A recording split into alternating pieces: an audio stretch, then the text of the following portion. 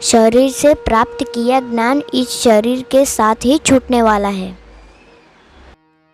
मृत्यु के बाद सूक्ष्म शरीर के साथ वही ज्ञान यात्रा करता है जो आत्मा ने प्राप्त किया है। आत्मा तो ज्ञान केवल और केवल परमात्मा से ही लेती है। मनुष्य के जीवन में अगर आत्मा का साक्षात्कार हो पाया हो तो ही आत्मा ज्ञान प्राप्त हो सकता है। आत्म साक्षात्कार मनुष्य को अंतर्मुखी करता है और उसके जीवन का क्या उद्देश्य है इसका एहसास करता है। हम अंतर्मुखी होने पर ही अपने आप को जान पाते हैं। जीवन भर हम सारी दुनिया को जानते हैं लेकिन हम अपने आप को ही नहीं जानते हैं। सारी दुनिया को जानना हमारा केवल अहंकार ही बढ़ाता है, बस और कुछ नहीं। मैं का अहंकार ही आध्यात्मिक प्रगति में सबसे बड़ी रुकावट होती है। अभिमान और अहंकार के बीच एक पतली सी सीमा रेखा होती है। अभिमान सदैव हमें प्रेरणा देता है तो अहंकार हमें सदैव ही सामूहिकता से अलग करता है। अभिमान सदैव हमारा आत्मविश्वास बढ़ाता है। अहंकार सदैव हमारी कमजोरी ही सिद्ध होता है। बुद्धि हमें सदा ही हमको हमसे ही दूर ले जाती है।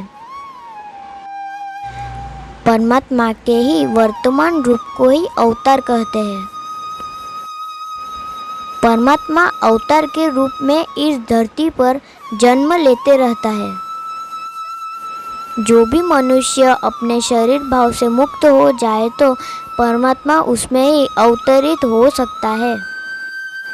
अवतार भी सर्वसामान्य मनुष्य जैसा ही होता है, इसी कारण वह सर्वसामान्य मनुष्य तक पहुंच पाता है और सर्वसामान्य मनुष्य भी उस तक पहुंच सकता है।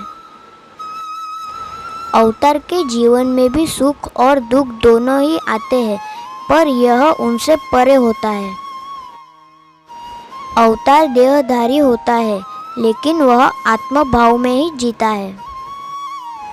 अवतार आत्मभाव में ही जीने के कारण उसमें आत्मा के गुण होते हैं। अवतार में स्वीकार भाव होने के कारण वह सभी बातों को स्वीकार कर लेता है। अवतार में क्षमा भाव होने के कारण वह सभी को क्षमा करता है। अवतार में करुणा भाव होने के कारण वह सभी पर करुणा करते रहता है। अवतार दिखने को तो सामान्य मनुष्य जैसा ही होता है लेकिन इसके शरीर से सदैव चैतन्य के रूप में परमात्मा प्रकट होते रहता है। अवतार के शरीर से परमात्मा चैतन्य के रूप में इसलिए प्रकट होते रहता है क्योंकि यह साक्षात परमात्मामय होता है। अवतार के जीवन काल में बहुत कम ही लोग उसे जान पाते हैं। अवतार सदैव ही अंतर्मुखी होने के कारण वह परमात्मा को अपने भीतर ही अनुभव करता है। अवतार का अपने शरीर पर ध्यान नहीं होने से अवतार के शरीर को बीमारियां हो सकती है।